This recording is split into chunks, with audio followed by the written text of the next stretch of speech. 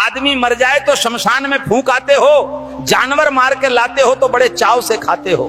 पेट को शमशान बना दिया है, मुर्दा तो जला के घर से बाहर कर देते हो, एक दिन भी घर में नहीं रखते। उसके कपड़े, उसका बिस्तर तक फेंक देते हो। कल तक गले लगाने वाला शरीर मरते ही तुम्हें अशुद्ध और अपवित्र लगने लगता है। अरे मूर्खों, क्यों तुरंत आग के हवाले कर देते हो? क्योंकि तुम जानते हो कि यह मृत शरीर अब घर में रखा नहीं जा सकता। अरे मेरे पागलों, वही मृत शरीर जब गाय, बकरी, मुर्गी या मछली का होता है तो तुम्हारा नजरिया बदल जाता है तुरंत। तब तुम उसे घर लाकर मसालों में लपेटकर, पकाकर और बड़े शौक से प्लेट में सजाकर दावत मानते हो। इंसान की लाश तुम्हें अपवित्र लगती है, लेकिन जानवर की लाश तुम्हें स्वादिष्ट लगती है। इसमें कैसा अंधापन और विरोधाभास है। अरे मूर्खों, दोनों में फर्क क्या है? दोनों कभी जीवित थे, दोनों सांस लेते थे, दोनों दर्द और पीड़ा पूरी तरह से महसूस करते थे। भक्तों, मुर्दा चाहे इंसान का हो या जानवर का, वो केवल शरीर है जिसमें आत्मा विदा होकर जा चुकी होती है।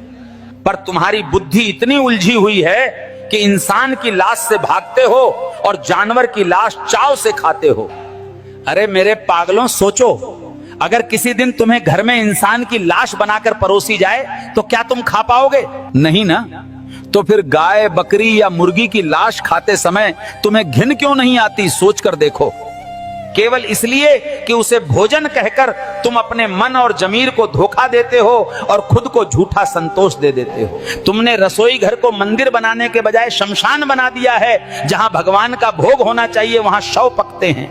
अरे मूर्खों, तुम्हारा पेट रोज लाशों का ढेर निगलता है और तुम उसे गर्व से भोजन कहकर खुद को बहलाते रहते हो। कसाई खाने जाकर देखो कैसे जिंदा प्राणी का गला काटा जाता है, उसकी चीख और तड़प हवा में गूंजती रहती है। अरे मेरे पागलों, तुम वो दृश्य नहीं देख पाते क्योंकि देखने से तुम्हारा जमीर जाग जाएगा और मांस का स्वाद कड़वा लगेगा। इसलिए तुम केवल पकाया हुआ मांस चाहते हो ताकि तुम्हारी आंखें सच न देखें और तुम्हारा मन अपराध से बचे। जिस मृत शरीर को तुम घर में एक दिन नहीं रखते, वैसा ही शरीर रोज घर लाकर तुम चाव से पकाते हो। सोचो, स्वाद की लालच में तुमने अपने जीवन को कब्रिस्तान और अपने पेट को शमशान बना दिया है पूरी तरह।